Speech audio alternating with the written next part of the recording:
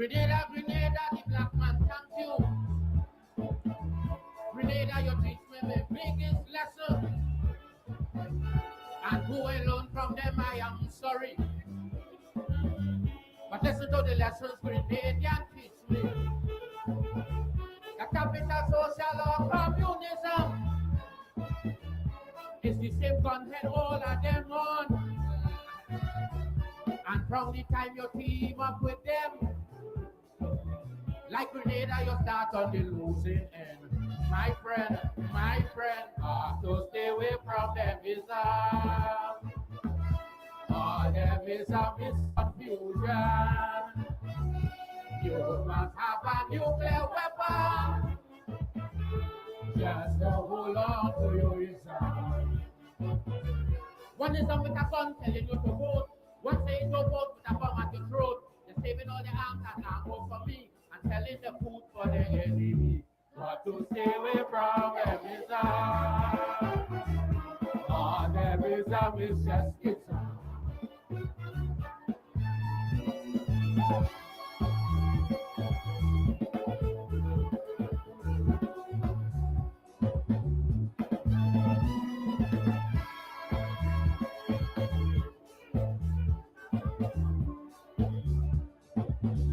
from the time you team with one of them is the first thing they're talking about is protection. Double tax of people pull your treasury. You got to maintain an efficient army. And too much pressure from the opposition. They could always rent to a whole battalion. And when you get the nexism out the way, how much life it costs you could never see. No way. Oh, to stay away from them is all them is confusion.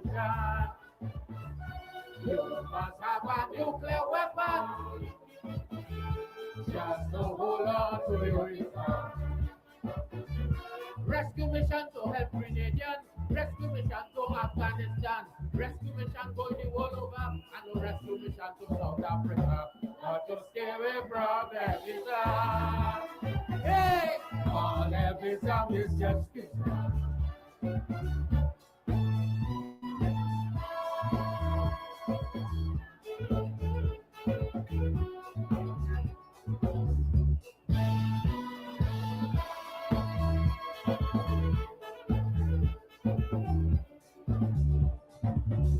remember when Grenada had an issue that everybody say was mongoose oppression. The other years I'm just take up some gun and had the whole mongoose back on the run. 4 years later the thing turned back wrong. It's the same mongoose doctrine preaching in town.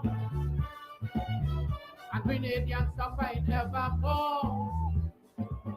All the taxpayers' money going for war and go war and go war. To stay away from them is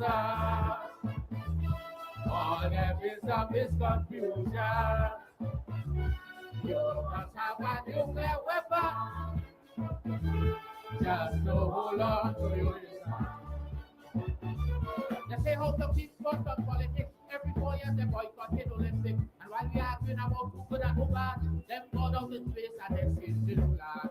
Stay away from them is all them is just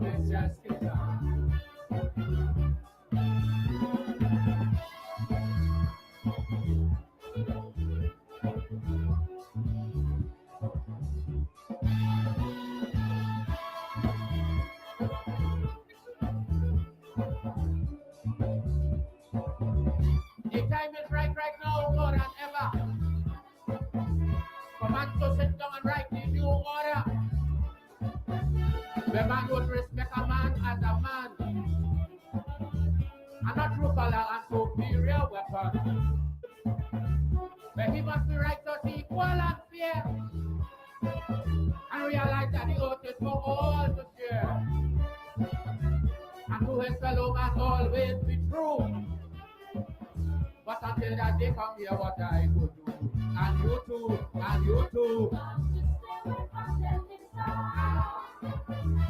All them misconfusion.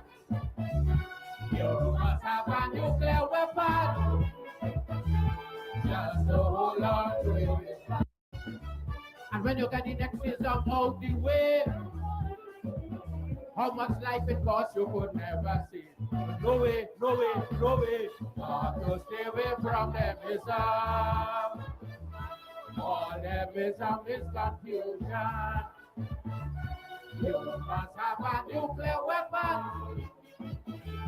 Just to hold on to your reason.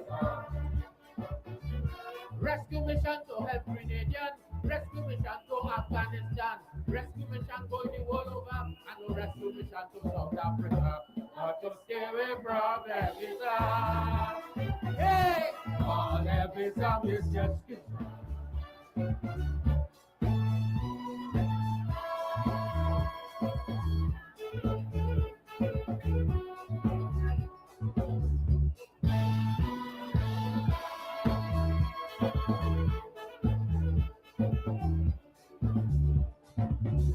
remember when Grenada had an issue that everybody say was wrong, who's oppression.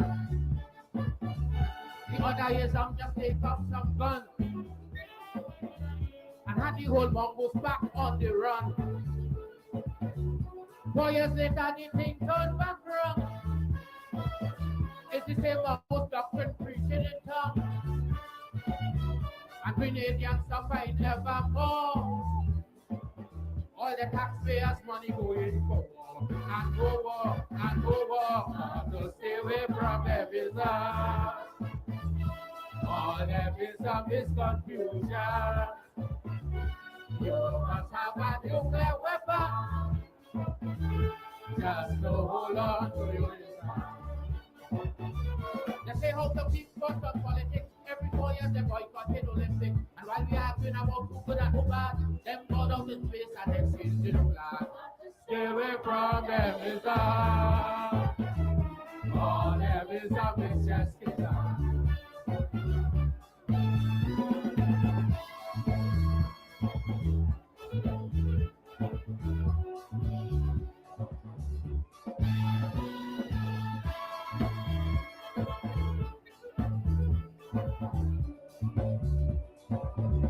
the time is right now more than ever. For man to sit down and write the new order. The man don't respect a man as a man.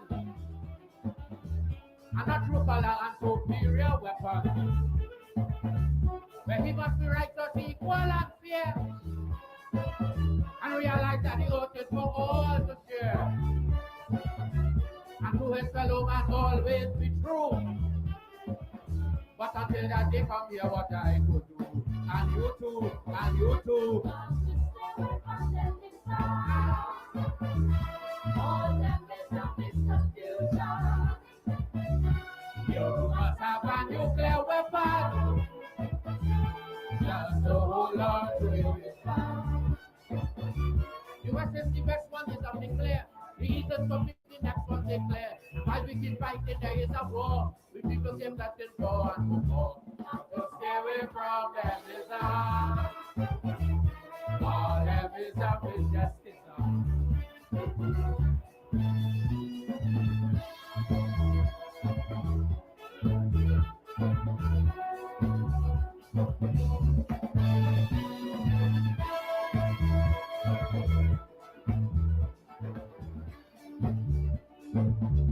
It's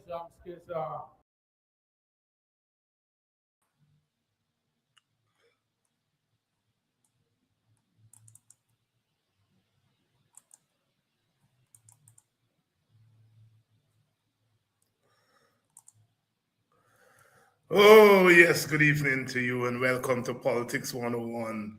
Black Stallion, Dr. Leroy Calise there, chronicling a piece of Caribbean history, world history. The lessons of the Grenadian Revolution is to stay away from them isms because them isms is sheer schisms. And if you want to hold on to an ism, you have to have a nuclear weapon. Deep. My students always ask me, Dr. Hines, it's not politics. He's singing and you all partying to the politics. And then I have to explain the conversation between the singer and the audience, because the audience understands what he's saying because they live it. They lived through 1979 and 1979 and 1983. And they knew about the time in our Caribbean when there were isms and schisms. Some of us were socialists and others were capitalists and conservative and all the isms, socialism and capitalism and so forth. And the lesson from the artist is that we are too small to make isms the official ideology. Black Stalin himself was a serious socialist, so he's not saying that we should not hold on, but he said, when you take your ism on the world stage, you better have a nuclear weapon to defend your ism. Grenada adopted socialism, and America walked in, and that was it. Grenada could not defend its ism. And that is why, sisters and brothers, I've been calling for Guyana and the countries in the rest of the Caribbean to stay out of taking sides on what has happened in Venezuela. Stay. Do not take the American side. Do not take Maduro on the Venezuelan side. Let the civil society people in the country, let the socialists, let the left-wing people, let them carry the anti-imperialist thing. Let individual groups in the society do that. But as a nation, we can't afford to take sides because we don't have nuclear weapons. After decades of ideology, I've come to that conclusion. The Black Stalin lesson there. That's why I think Guyana on the Venezuelan issue, the America-Venezuelan issue, should take a neutral position as a nation. If the government can take America's side if it wants to. But the nation, and I'm making a distinction here between government and nation. The nation is all of us, all the parties that are represented in the National Assembly and outside. That's the nation. And as a nation, we don't have a nuclear weapon. And so we can't take certain position. We got to learn. I'm not saying that those who are Maduroists, those who are pro-American can't take their position. They can. That's what civil society is about.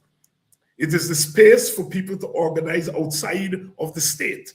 That's what civil society is. And in that space, we can express our anti-imperialism.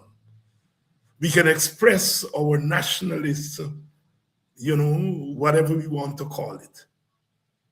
But here it is. We're in the face of this new world order that the United States and Russia and China are pursuing. That's what is happening. It's not Venezuela. It's a worldwide phenomenon, a new world order that is being laid down. And maybe the new world order is a new world order where you walk into another country and kidnap its leader and take it away. That's the formation of the new world order. Guyana has no leverage to stop that. Absolutely none. And we have to be wide-eyed. We have to survive this because this is happening in our neighborhood, next door to us. We got to survive it. And we're not going to survive it by saying Maduro was right or the American was right. Because the Venezuelans are still there. They can still lob some bombs and so on over the border at us. if they get angry at the US, there could still be a civil war in Venezuela that is going to last even after the Americans left. Whether it be Iraq or Afghanistan, the Americans went in and, after their story, civil war. And we could face a civil war next door to us. You know what that means to Guyana? So we got to be smart. Stay away from them isms, because them isms is schisms. And if you're holding on to an ism, you got to get a nuclear weapon. Good evening to you and welcome to Politics 101, a new week, Monday. We have Mr. GHK Lall here. And GHK, as usual, has been writing away, speaking away, saying things, helping us to make sense of our situation, interpreting, asking questions.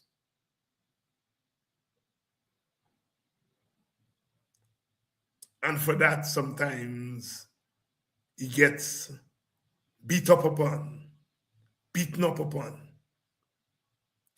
And in some instances, he has been heralded as someone who forces us to look at ourselves a second time and a third time and a fourth time. One of his most recent offerings was that the opposition is not doing enough. And so the government is getting away. And I want to talk to him about that because he's raised something very profound there. Of course, we're going to be talking about the American saga. And most importantly, we're going to be talking about the Americans' call for the government to install, or, well, not install, but elect, for the parliament to elect an opposition leader. This morning, I think I was on Cans TV, and I was very clear in my mind. You got three opposition in a country like Guyana. You got the opposition, meaning the party is not in government. Then you got street force, and then you get the outside forces. And my reading of history, recent history and longer history, is that there are two forces that make this government react. That is street force and outside force. And I'm willing to bet my bottom dollar that now that the white people, three of them, Britain, Canada, and the Americans, and maybe the Europeans, now they say to the government,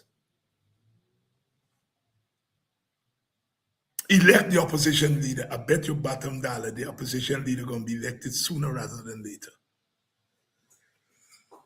That's the real opposition.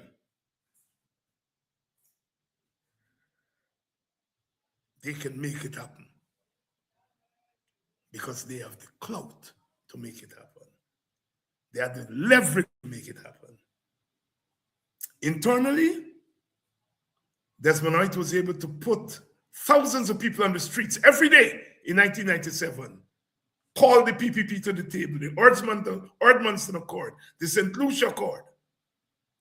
These public servants were able to strike and take to the streets in 1999, force the government to arbitration.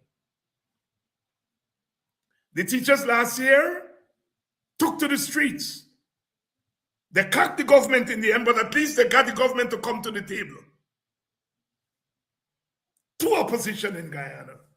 When you're on the street and the white man. Sometimes you always say I'm too rough into me, put things over. But I put in it, as we would say in the village, I put in it black. So we're going to talk about that tonight with GHK. As usual, the conversation is going to be different. Good evening to all of you. I'm seeing some of you all for the first time. Lynette Greenwood, my Congo partner, Congo Creole, Congo Creole. Watching from what? Lynette, you're in Florida? You run away from the cold, girl? Hey, you're there, Florida.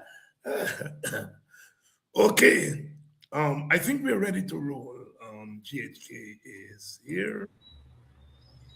Brother Gabriel, GHK Lall.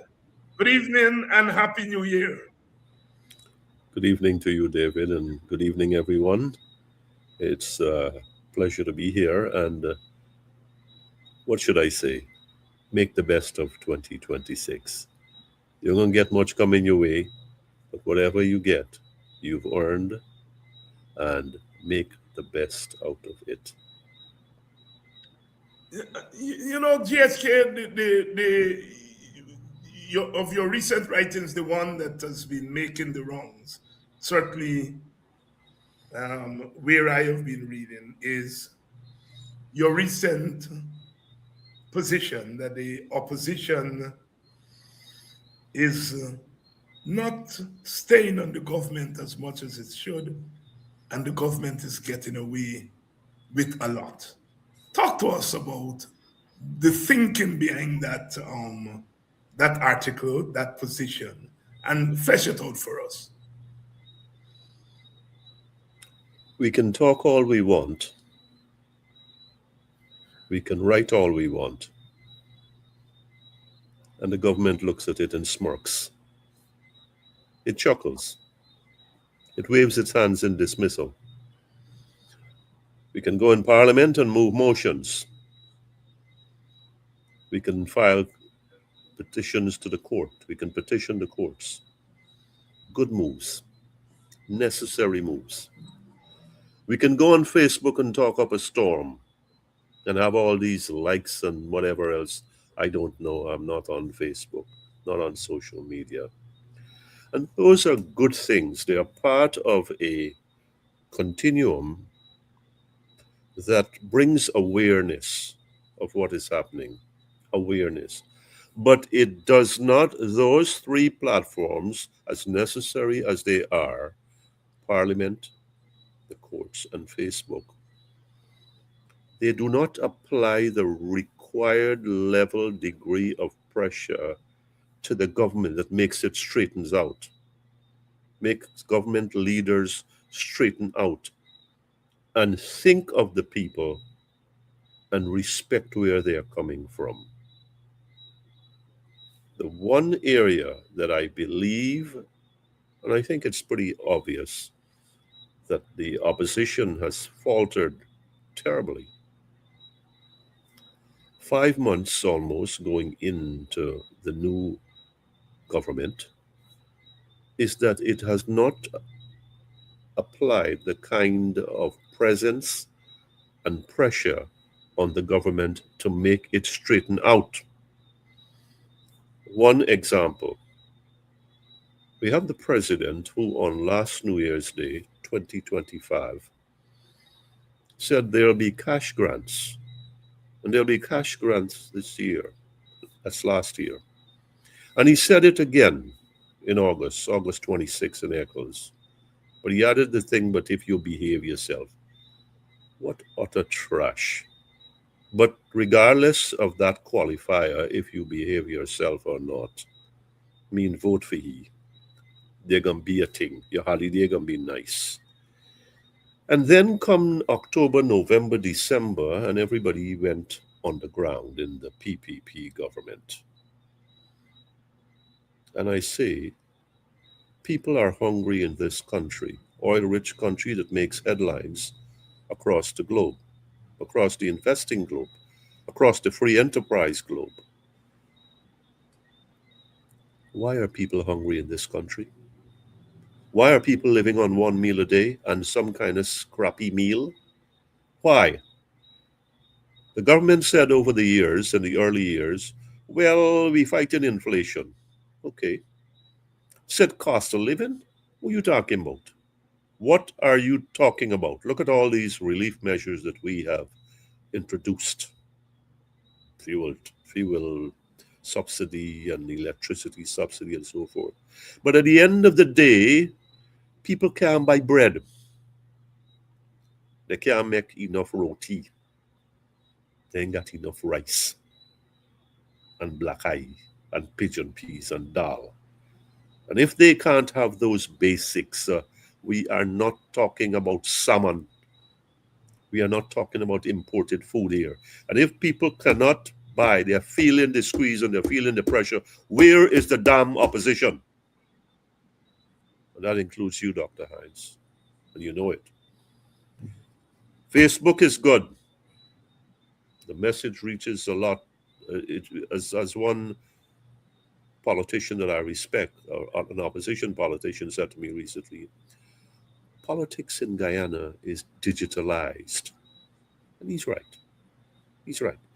But at the end of the day, after all of that, Facebook, Instagram, whatever, you help me here, Dr. Hines. At the end of the day, there's nothing that can compare to the pressure that can be brought to bear on a government that is stubborn, that is unhearing, that is unlistening, that is uncaring. That's where I am. That was part of the thinking that drove that. Parliament is wonderful, but the government has 7 seats. When it had 1 seat, it did what it did. PAC and quorum and changing rules and who didn't turn up and who's got conflicts of time. And so they did all kinds of things there. Parliament now, there are 7 seats, 7-seat majority. And you are so insecure that you can't even, after November 3rd, 4th, you can't keep that going and let us get to the leader of the opposition instead of these shenanigans and skullduggeries with the courts and trying to expedite that and stretch this out. But we'll come to that. So Parliament is there, and as far as I'm concerned, Parliament is a pawn. And the Speaker of the National Assembly, the Honorable Speaker, well, he's in a class by himself, isn't he? In terms of moving things along. As I said in a writing, and this is again for your edification, Dr. Hines, and your colleagues and your comrades. If there was a hesitation for a moment of silence and condolence for Ariana's young passing, then what can we get done in that place? What can appeal to a simple, honest citizen that there is what is looking after the rights of the people in this country, that there is representation that is respected? So Parliament is there. It's there and it speaks for itself. It's in our faces. The courts, yes, sir. Resort to the courts. I agree with that.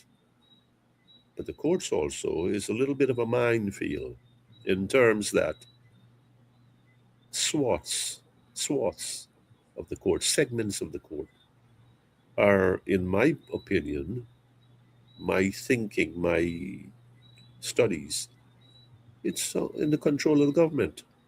And people are just waiting to jump and say, just tell us what you know, like what happens in Parliament. Just tell us where you expect us to come out, and they'll craft things around that.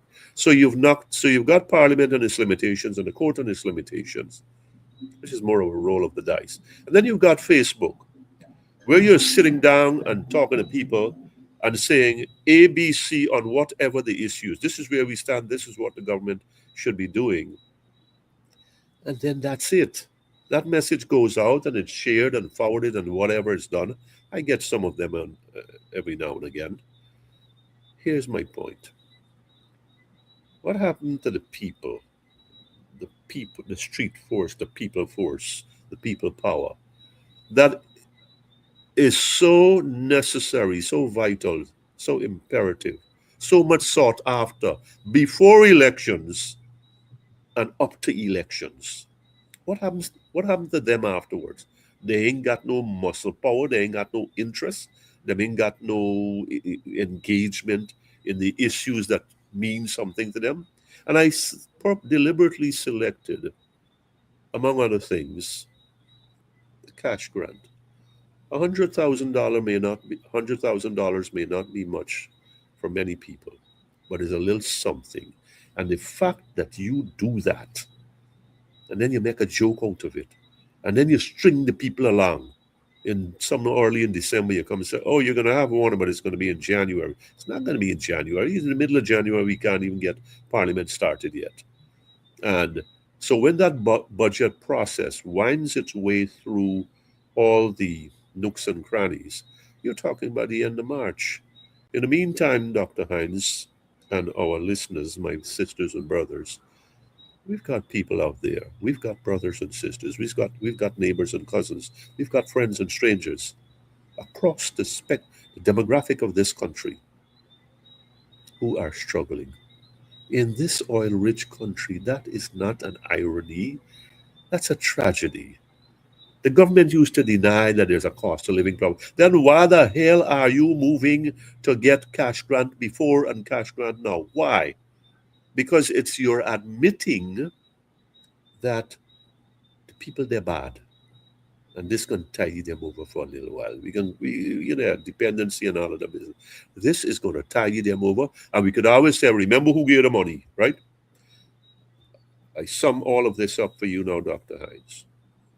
If there ever was a bread and butter issue, a lunchbox issue, that cash grant is one that should have seen y'all there all over the road in a disciplined, peaceful, constructive representation, protest, pressure, whatever you want to call it.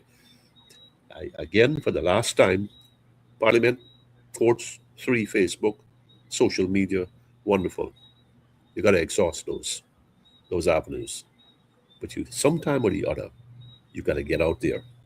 You got to get out there and press the flesh and have your feet on the ground and feel the pulse of the people and have that going somewhere in the direction of the government and say, we can't take this thing no more. Not when you share out the money between yourself. Not when we there here and we children hungry and I got to struggle for my clothes and we ain't talking about holiday.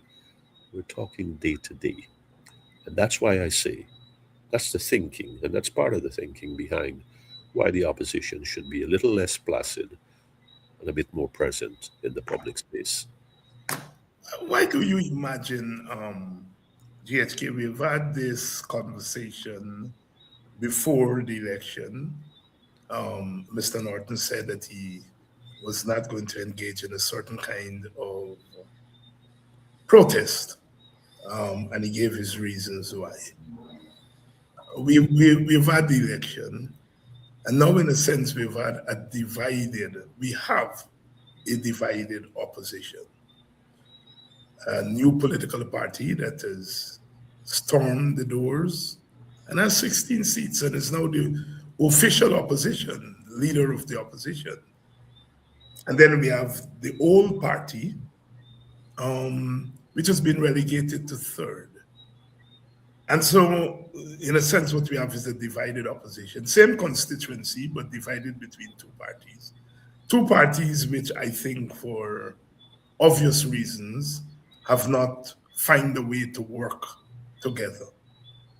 Do you think that the logic of where the elections have taken us, that is, to a point of a divided opposition, two opposition parties that are not working together and don't seem to be given any hint that they will work together in the near future, how does that affect the opposition to the government that you are saying that is lacking? And I agree with you, that is lacking. Clearly, the former, if I may say, the former main opposition that was government for a while, up to 5 years ago, is struggling with what struck it in September. First of all, I think I said it in the last program, I don't think that the opposition, the lead opposition, did enough to appeal to the people. I said to you, I think right here again, or I said to others, strangers that I've never met, but I've done some sort of commerce with them, have called and said, what going on there? And what is who gonna come out and blah blah blah. And it was rage. And I said this thing ain't looking good. So now up you comes the Win group and it gains what it gains, and we call it all kinds of things, earthquake, seismic shift. So there is my sense, and I think others agree with this, the Win group has to do a lot to show that it is a wide thinking, wide lens opposition. It's new to this game, to this reality. And therefore, it really should be taking some steps to reach out. On the other hand, having said that, the PNC, APNU, has to has to find a way to stop looking at Win as their main problem. The main problem is not Win because of what the results were. The main problem is this behemoth that is called the PPP government that stands there, astrides us, over us, and walks all over us. The objective has got to be single minded. We are going to have to make some sacrifices. Do I see this happening? Not quite and not quickly. So let's be realistic here. Let's be practical. Let's be practical, please. Maybe I'm being too optimistic, but no, I'm putting it on the table before everybody. Let's be practical. Can the two main opposition parties work together? I think it would be for the better of Guyana if they can, if they try and genuinely try. If they don't, for whatever reason, you take away my people, my votes, or we are the new kid on the block and we have earned it, then we walk right into the jaws of the PPP and they'll devour us. They'll devour both parties. Divided, you go back to the Bible. Divided, you get eaten up. And that's what has to be guarded against. And I don't think that a good start has been made in terms of the cohesion, the cooperation, the give and take. This country got give and take, Dr. Hines. It ain't got give and take in the politics. And as a political scholar, you should know. You should know. I mean, I am an amateur nobody. You should know that one of the central planks of politics is cooperation towards consensus. It's finding a way, carving out a way when there's nothing there, to find some sliver of common ground on which there can be the beginning of an agreement. Look at how I phrased that. Some sliver of a common ground that there can be the beginning, not the actual movement, but you start thinking, this thing got some potential. We need to get there. We need to have that maturity and that statesmanship, that, to use your word from the introduction, that national idea, national light in our head. If it's about me, we done. If it's about you, young guy, no way. Good. So let's get that straight. If it's about the people out there that we care about, because we know they're hurting, and we know a cash grant, whatever the number, it can only hold them for so long. And we care about these people because now we not only have the assets, we have the intake from the assets. And as low as they are, or as paltry as they are, 2% or whatever, there is enough for government to do more than it has done. Let me say this to you. It's been 5 months almost, since President Ali has been back at the helm. But instead of looking at this as 5 months, let's look at this as 5.5 months. 5.5 years, 5 years, 5 months. 5 years had gone before. He had an opportunity to shape and orient government in a different direction. But how can you do that when the defining components of government and of leadership in the PPP has been where corruption is religion, secrecy is culture, and slander is the mission statement? How do you get through, and how do you get by, and how do you get over those when you should have oriented along a certain way? We can left the thing behind. We are going. You talk about one Guyana, and yet there has been policies, words, postures that are as divisive as hell, and you still talk about one Guyana. When you get people on your side that look like you, Dr. Hines, on the PPP side, is somebody who got some dark secret or somebody who get by over, right? Of course, there are a few genuine people who might say, look, the thing there, you know. But where the president and the government had an opportunity that we will get past the politics of the past 60, 70 years, the orientation I'm talking about, where, look, we have got a system that has not rewarded, has been fair to all citizens. And we are going to change that. You got to, and I kind of free associating here. You got a one budget, 2020, 21, infrastructure, 22, infrastructure, the bulk of the money. So much money left for the people, the masses, the multitude. You must have learned something from that when people crying out and saying, we did bad, we hurting.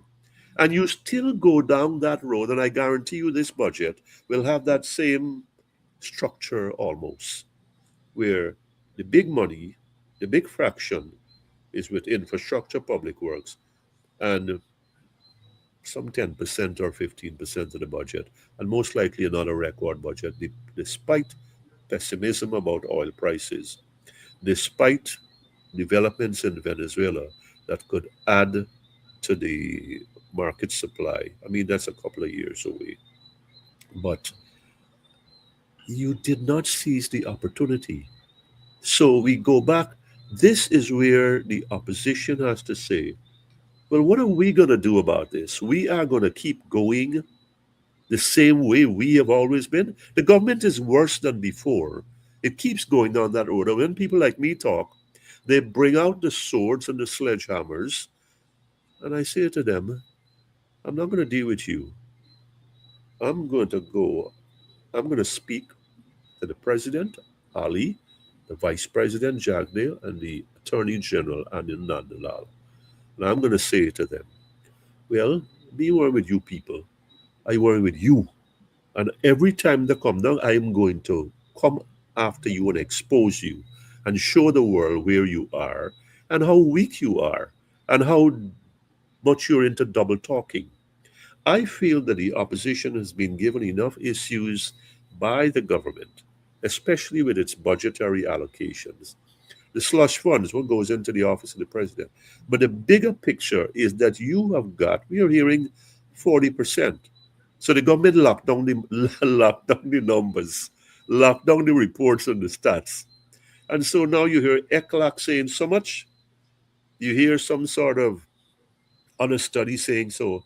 So it 40%, 50%, 65, 58%, 65%. It is not 10%. And that is a burning enough issue, Dr. Hines, that I think that the opposition has to say, look, we get 100,000 people. You get what, 70 something thousand people. Somewhere along the line, we should be able to get 500 people for a start out there. 500 people. To be able to have that core and a disciplined, purposeful, visionary, and pressuring group, and from which people can. Well, look, we doing this for we doing this for you. And so you can sit at home and you can watch and applaud. That's not good enough because this involves you and your picnito, right? When we get that emotional bonding, when we can speak to the people and make that connection to them and say, this is your story. This is your struggle. This is not David Hines' struggle or GHK Lall sit down somewhere and writing or going out on a picket line every now and again. No, no, no, no, no. This is your thing. This will be powered by you. We will do the necessaries to get us together, mobilize, organize, and in, however. But at the end of the day, if you keep sitting down, you'll be walked all over. And I think that the opposition, having raised its hand, the two, three opposition, has to say, well, we can't keep going along the same way that we've been doing. We've been too quiet. We've been too civilized. Now, get me straight. I am not calling for any kind of aggressive, hostile setup. That's counterproductive. That's not going to get anybody anywhere. But the government needs to feel the heat. It needs to feel that people are angry, people are hungry, and people are troubled as to how the slices of the pie are being shared out. And when you promise me, you set me up for a cash grant, and then you turn around and laugh at me and make jokes, that's unacceptable. And I think that's where the opposition has something that is priceless. The government has gifted it that. So it's inexcusable and unpardonable, Dr. Hines, from my perspective, that the opposition has been so complacent. You've heard it here from GHK Lall, and he has laid it out quite a mouthful there. Really, an assessment of where the government has been these past 5 months, how the opposition has reacted to the government of the day. And of course, GHK, this leads me to my next question. When we scheduled this show for tonight, and we talked about the issues that we want to deal with, we did not have on our list the fact that the ABC countries, the ambassadors, were going to call on the government to make sure that there is election for an opposition leader in parliament. Lo and behold, they have done so. First of all, um, your perspective on what I see as the deliberate dilly-dallying on the part of the government in naming the opposition leader, thus exposing a structural and a political problem. The structural problem is that the executive still controls the legislature, which is an abomination. Hmm. And secondly, that even if that is so, the government is prepared to use that in the most obscene political way to have its way. Um, has the time come for us to change that arrangement and give the National Assembly much more autonomy to determine its own business? Well, absolutely. And I mean, that's overdue. The time hasn't come. The time is way well past. And but again, let's be realistic here. The prospects of that happening, the PPP or even the PNC has not been noted for relinquishing 1 inch of territory once it's got the reins of power in its hands.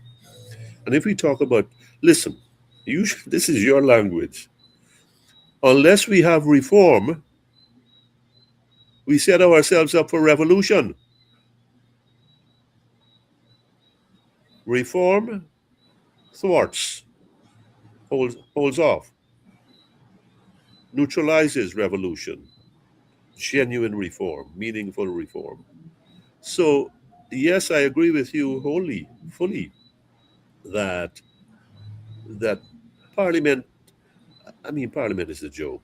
I mean, I know you're an MP now, Dr. Hines, but I can't put That that. doesn't mean that it's not a joke. My presence here does not take away the jokiness. I am. Right? I mean, it's to me, we got 7 seats now. Notice I said we, so we ain't even got to talk to you. Yeah, that's right.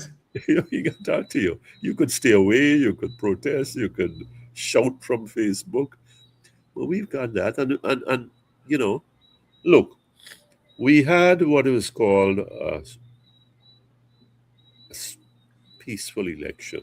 I'll stop there. Right. Let me stop there. Right, that's safe. I could agree with that one. So why did we create the parliamentary tension? Huh? We didn't have any post-election tensions. It's like we missed the thing. So we go and create tension now with the election of the leader of the opposition and parliament just hanging around. It opened after the 4 months, so the constitution allow, I think it was November 3rd, then max out the thing. I would think that after such a mandate, you would be so supremely confident that you wouldn't even use the 4 months. 1 month, October, from the time of the results, in 4 weeks' time, we will have parliament being convened and blah, blah, blah. You stretch the thing out because come October, you get charges against whoever and whoever, right? And now you got this whole business about extradition and stigma if the opposition leader is so and so and thing. But here's this: I want to go to that point that you definitely we need to have a distinctive separation between where the executive is and the legislature is. I think Trinidad next door gives us a little glimpse of that. But I particularly like the American system. Yes, yes, yes. I mean, that's the model. I particularly like that. And look now, in the first year of Donald Trump's presidency, at the beginning, everybody lined up. And you notice there's some breakaway now. 5 senators, Venezuela, the Jerome Powell business, the Fed chair. Like, where you going with the thing, man? What's wrong with you? The independence of the Federal Reserve is precious. Don't go there. A man named Tillis, a senator named Tills or Tillis, he said, I'm going to block your any nomination you come up here with. Don't do this thing. Some others have been a little bit less aggressive. But the fact is, you could tell me you're going to campaign against me, you're going to sabotage me or what, but I'm going to stand up for the truth and the light for this one moment because that's what the system expects of me, and that is our heritage. Dr. Hines, we don't have that kind of heritage here. So as to get there, it's going to take a lot of effort here. Now, the foreign contingent, diplomatic corps, September, October, November. All right, government utilizing the Constitution. How much time they had and the Parliament. They might open the Parliament and shut it down. It's like, what's wrong with you? And then we hear the clerk says, oh, good man, there's procedures. And so now the president, and Article 184 is clear. The Speaker of the House got first in the thing. Correct me if I'm wrong here. You're It's, quite correct. you got to get the ball rolling here. I hear the Speaker went on holiday and then they're wrong and well, if we're serious, if we are honest, Dr. Hines, about democracy, then we do not need A, B, C, E, D, and F come and tell we, hey man, you get the thing going. We don't need that. But now let me go backwards before I go forward. The diplomatic corps, this is about interests. The PPP government has made sure, you said in your introduction about leverage and nuclear. PPP government has gone overboard in terms of its subservience to the American oil interests in this country. Subservience, self-subjugation to the American oil interests. And that is, you can't do wrong there.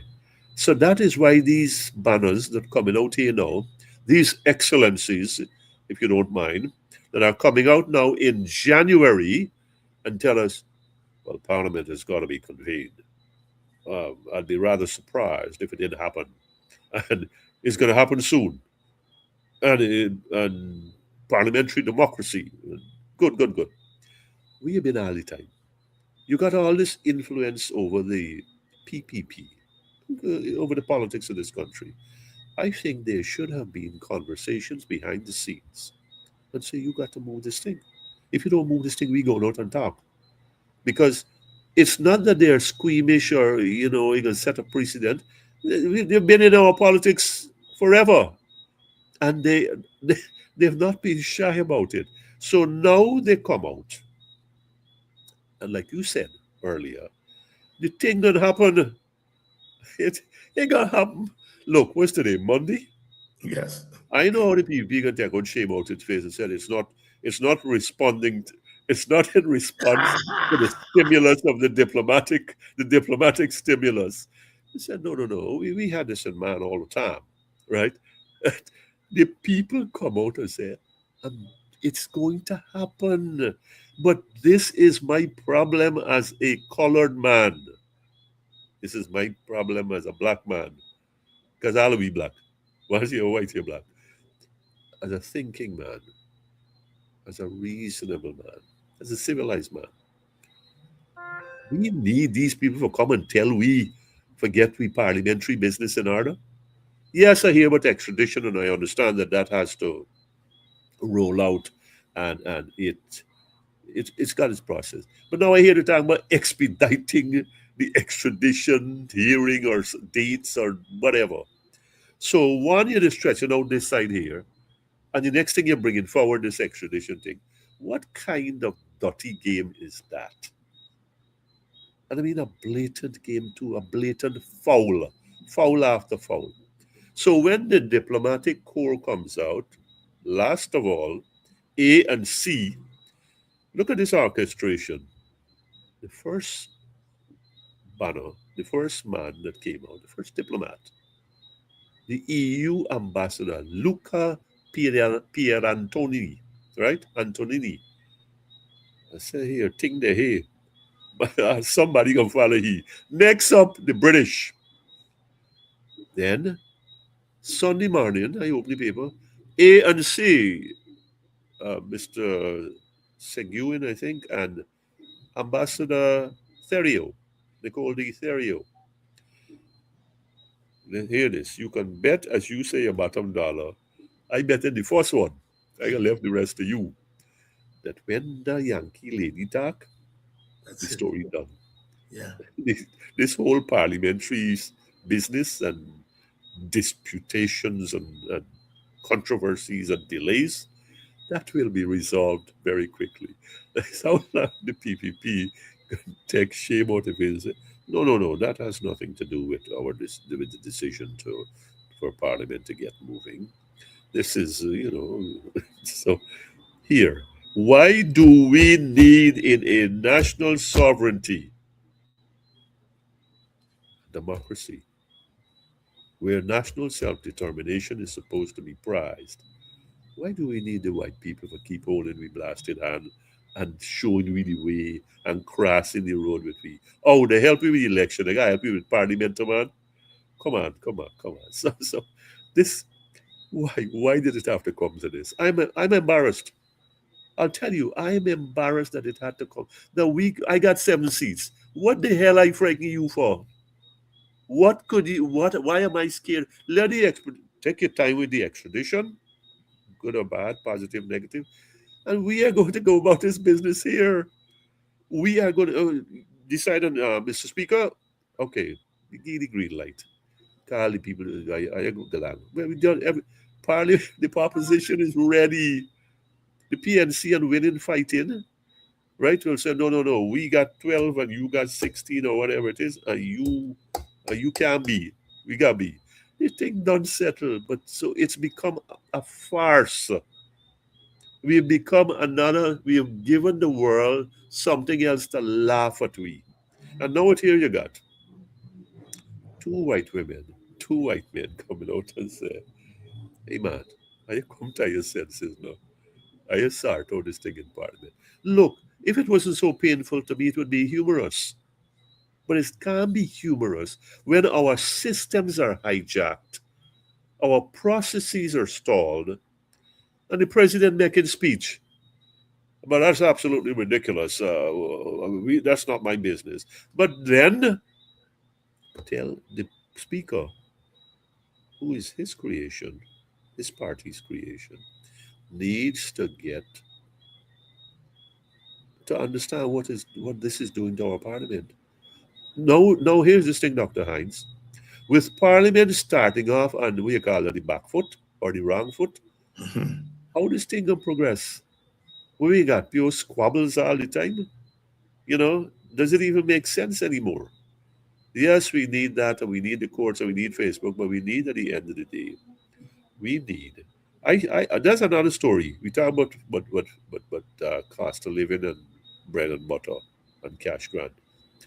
If my people, 109,000 of them, and in this case we talk about women, are so disrespected, and that has to include the APNU votes, are so disrespected that you say you lack off parliament and you shut down the leader of the opposition and you gonna come back when you ready for do you business. I think that calls for some sort of energy that is visible, and if it's visible, it's palpable. That that says something. And again, I gone back to the road. Again, I gone back to the road. Because if there is one thing that the PPP respects, no one all the thing about the police locking up this, and one thing that they respect when people go on go on the road because they want to, well, if you got 50 today, if you got 500 today, what's going to happen tomorrow? No. I like the idea when Dr. Terence Campbell came and said, and I correct me again here, but I'm pretty sure he did say this. This cash grant thing is, call for some protests. As to why it never progressed beyond that, I think that goes back internally. And that is another embarrassment, right? That, well, if not this, then what? Then what are we going to raise our voices about? What are we going to take a stand about? And you're creating more disillusionment in the population. If this is money for them and they get a shaft, and we can't go and they can't give a hour or a half day or whatever, then what is going to light the fire on the people? Yeah, yeah, yeah, yeah. And I This think is that not point you this is make, not about government and opposition. This is right, something. right, right. I think that point you make there, it's the opposition and its own supporters. Is there a conversation going on? Are they All right. talking past each other? Those are issues that have to be dealt with. GHK, the Americans have done their thing in Venezuela, and we're living the aftermath of that. Or some would say it's not the aftermath. We're still live when it comes to that. With where does Guyana stand in all of this? Where should Guyana be standing in relation to the American Venezuelan saga? You really want to know that? If Yes. you really know that, you gotta go back to Arizona. Is Arizona there? And I gotta go back to New York, right? All right. Hear the story.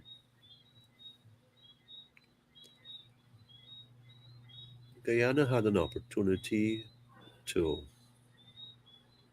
be here.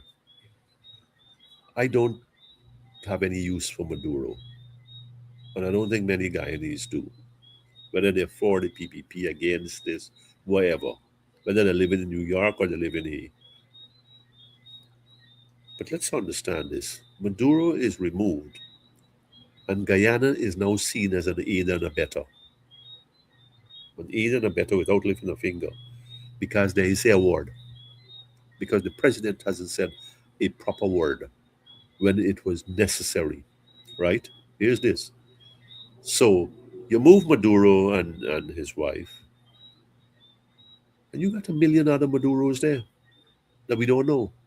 A million mini Maduros, right? Those people talking about armed militias. We are going to guard our, what you call them, patrimony and fatherland and so on and so forth. I don't care what part of Venezuela that occur. The Americans, they say, Trump said, you run the country, we going to run the isle. The isle is the crown jewel, as broke up as it is. So I don't know how any true Venezuelan patriot in 28.5 million people, I think 8 million gone, right? In 20 million people, can sit down and say, well, yeah, you come and run the isle. You come and run the isle and we go work for you. I don't see how, forget about Iraq and Afghan. This is right here to we. There has to, if there's a civil war in Venezuela, if there is insurgency in Venezuela, you can tell me nothing can come over the border? Eh? Even if is people running away, not combatants. Even Dr. Hines, if it is villagers and peons and campesinos running across that border just for out of fear, not for doing the wrong thing here, out of safety concerns. We are going to be impacted not for the better, for the worse. And here's the problem. We're talking about people in taking people from other places. We can't feed our own people. I got a problem there. How we can deal with this influx, whatever, however it come about? I I want to go someplace where I don't think you may want me to go, but not that you disagree. You want regime change. Let me go back, what is that, 50, 70 years? 70 years ago. Mossadegh, Tehran. You movie out with Kermit Roosevelt and the CIA, but you pretend it's not you thing, right? In other words, it was covert. You come down to Allende and you use ITT and Pepsi, and you knock it out, right? Look what Pinochet do. Arbenz before and United Fruit. The guy exile here, don't forget. We got nuclear weapons. And then, but they were always covert, and there was a sense of we could disown this thing. You come down to Venezuela, regime change, 2026, when we're talking about human rights. And you are an American, and I am an American by naturalization. I take it. So here's this thing. This is not about taking a side. This is about the democracy we talk about and the rights of man and international law. These are the things we talk about, and they mustn't apply when it's convenient to us and comfortable to us. It's apply in tough circumstances. And so you go there and brazenly, overtly take out the man. You take out the man. And we people here, Dr. Ali, Dr. Nandalal, yes, Dr. Nandalal, Professor Nandalal, he, rule of law and international law, and he can't say one word. None of the two of them can say a proper word and say, well, they can't denounce. They're too hard. They got left for me and you. So, we beg to differ on this development. It's not in keeping with the norms of international law. Right? They put on their best voice and all them kind of thing. But even that they can't do.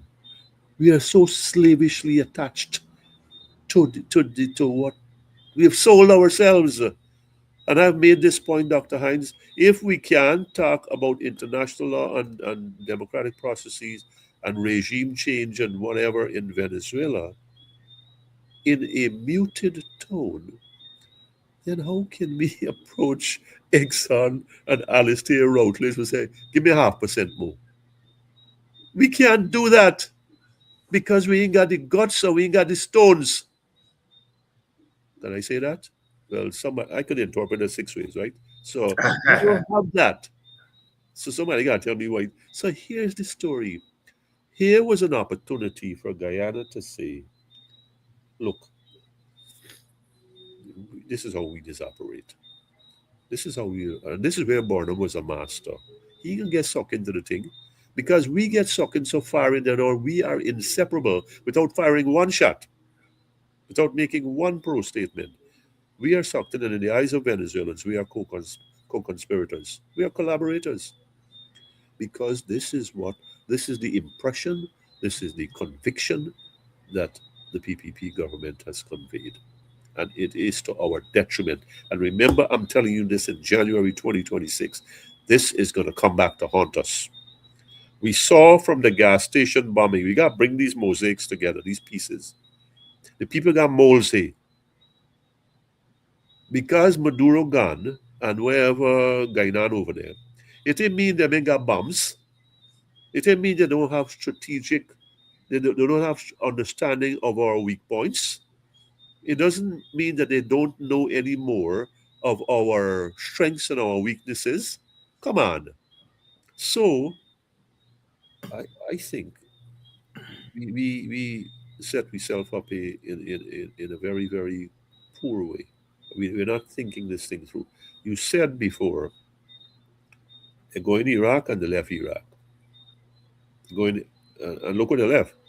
They go in Afghanistan, they left Afghanistan. And when you go there, there's turmoil post. There's resistance and then there's turmoil.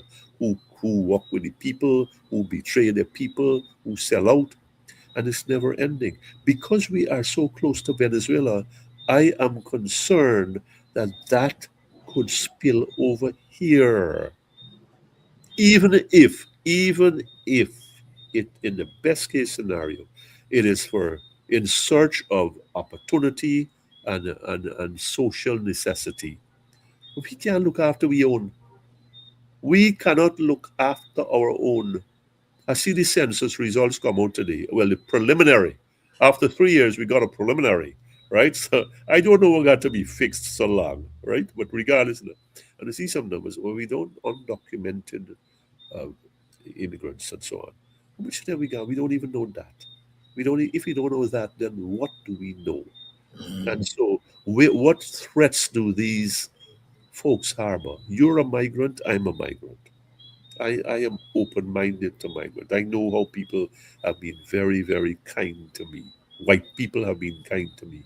Black Americans have been kind to me. So I don't forget these things. So what I'm saying, uh, Venezuelans are here and I look upon them as brothers and sisters. But the fact is, when you got hostilities over there because of on been what has happened there, and nothing in dying away soon, right?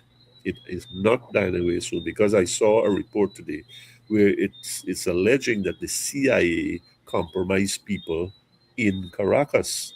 Oh, And that's not going to be a low level thing. So now people they're pitted against one another. They're pitted against one another now. So however this plays out, it is menacing to this country.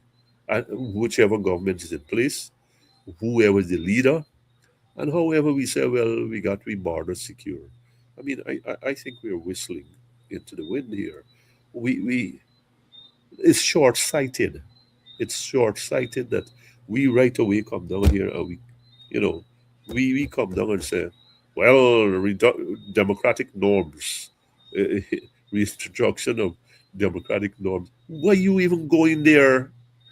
We need to be saying, look, this is concerning because this could be inimical to our interests. This could be this is wrong. Aubrey Norton made a very, very solid point. He said, we are vulnerable and we know we're vulnerable. The people know we're vulnerable. That's one point. Here's the bigger point he made that I really like. He said, we got a case before the International Court of Justice, our Guyana Venezuela border controversy. All right. We depend upon international law, you know. That's what we, am I right? yes, So yes. now When Venezuela say, well, we ain't got no regard for international law if the thing go against we at the ICJ. And the Americans have violated the norms of international law with the action taken there, the unilateral action taken there. And Guyana said, well, we will abstain from commenting about the application of international law. Then what have we got? What hole we dig for ourselves? We are expecting an adjudication from the ICJ that is premised on international law, right? And respect for borders and all them kind of thing, right? The people say from beginning here, if we go against you, we want to hear from you, right? We respect you think. And now we turn around and because we are so dependent on the goodwill of international law, on the provisions of international law, on the rulings based on that, I think we have to walk a much more careful path in what is a very, very delicate situation. We then next door to these people and who want three quarter, was it three quarter we land, two-third, three quarter of we taking? And I mean, come on, that is not going away. When the oil done, the Americans gone. Well, of course, that's past we time, right? But in the meantime, what kind of quality of existence will we have, Right. right?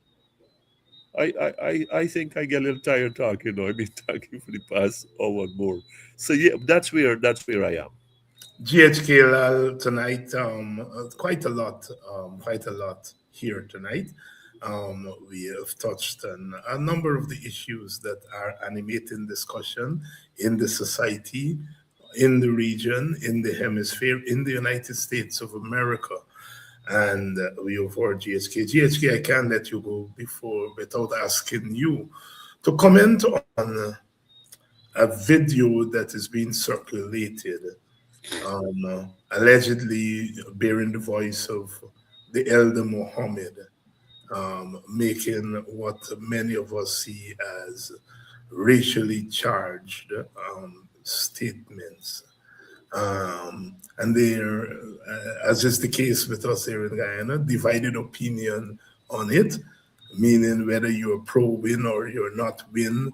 It was the PPP who pushed the video, the PPP itself, which has been the victim of such charges. We only have to go back to Nanlal making the statement about proud old slaves, and he did apologize, but after some resist, he did so after some resistance. Here again, we have an Indo-Guyanese man apparently making insensitive statements. Talk to us about your thoughts on that. Well, I happen to know Mr. Mohammed Elder for 3 years through the Gold Board. We had meetings always on the premises, never outside of there. And I thought of him as whatever else he was or is, as a man with his feet on the ground, a decent Guyanese, a man who's been to Mecca 3 times. He told me that. We would talk about these things, off the record, Mecca and the Hajj. And I would talk to him about the church and, about my belief in certain things and my disagreement with certain things that happen in my church, at the Vatican level. So there's a maturity about the Elder Muhammad. So if this is affixed to them and it sticks, this video, whatever it is, racist, racial statements, bigoted statements, prejudice, then what? Who am I?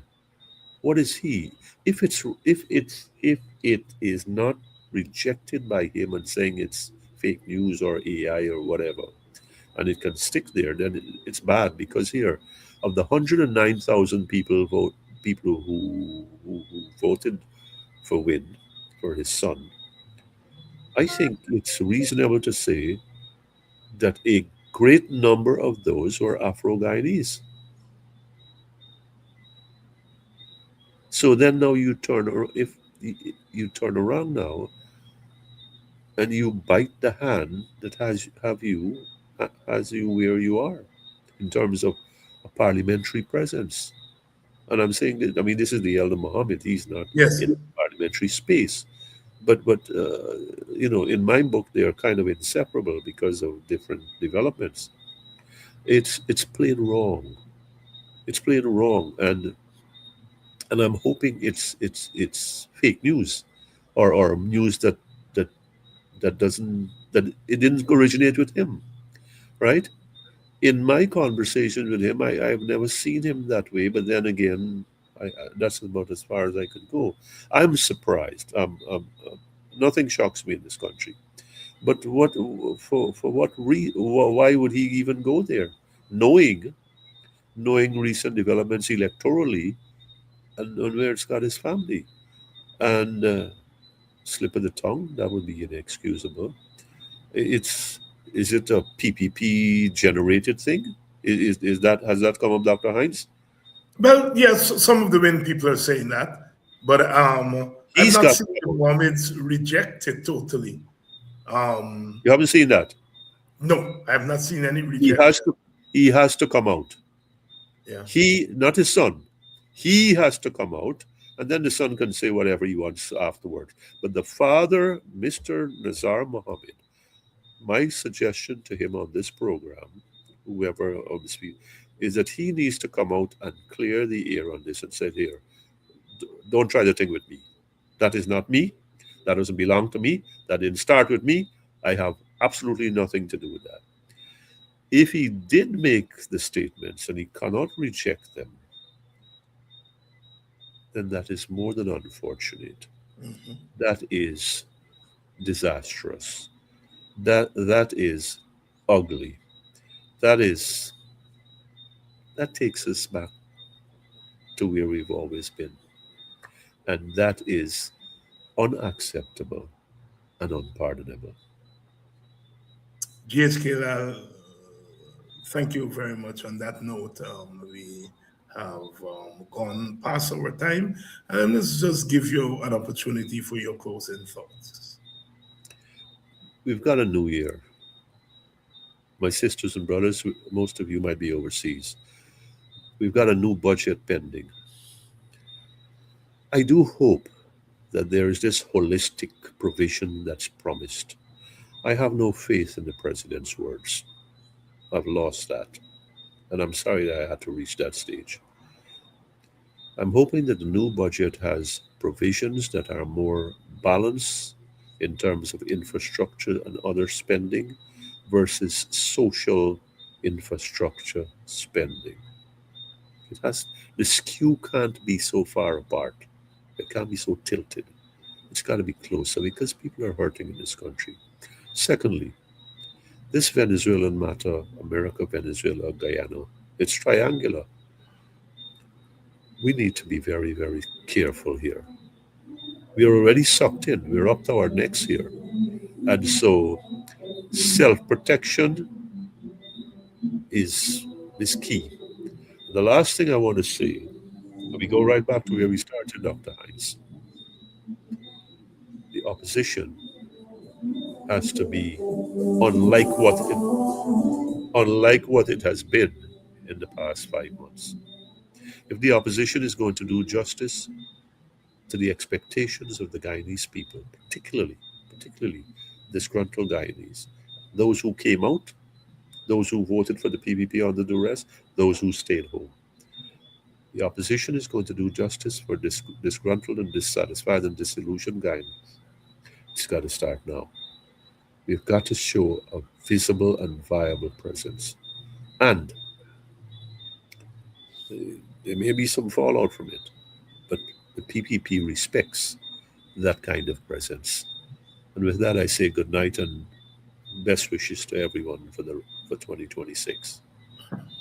Good night to you, and thank you, Jules, and my brother, Thank for you. coming on to the program and shining new light and brighter light on the issues and the conditions that we are dealing with in our country. Thank you very much. Thank you. Good night. And to you, the audience, again, thank you for staying through with us and really digesting um, a lot of what we have been trying to deal with for the last hour and a half. We're up to it, up to it here in Guyana. It never goes away.